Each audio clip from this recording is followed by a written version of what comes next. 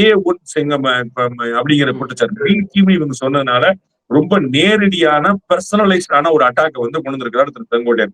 அதனால நமக்கு தெரியக்கூடிய விஷயம் என்ன, நமக்கு எவ்வளவுதான் பார்த்தாலும் கொடநாடு அப்படிங்கிறது திரு இபிஎஸ் அவர்களை நேரடியாக குறித்து வைக்கக்கூடிய விமர்சனம்.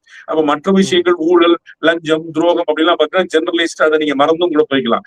ஆனால் கொடநாடு கொலை வழக்கு ஏன் விசாரிக்கப்படவில்லை, அங்க பல கொலைகள் நடந்திருக்கு அப்படிங்கிற விஷயத்த சொல்றாரு. இபிஎஸ் கூட விமர்சிக்கிறார், என்னங்க ஒரு கொலை தானங்க நடந்துச்சு, இன்னும் பல கொலைகள் தாரு, அந்த அடிப்படை விஷயங்களோட அவருக்கு தெரியலன்னு சொல்றாரு. ஆனா திரு செங்கோட்டையன் அவர்கள் திரு இபிஎஸ்ஐ நேரடியாக முன்னிறுத்தி A1 நீங்க அப்படின்னு கொடநாடு விஷயத்த சொல்றாரு. கொடநாடு விஷயத்துல யார் A1 யார் A2ங்கிற இடத்துல நாம என்னைக்குமே போனதுல அது நீதிமன்றம் முடிவெடுக்கணும்னு வைக்கிறோம்.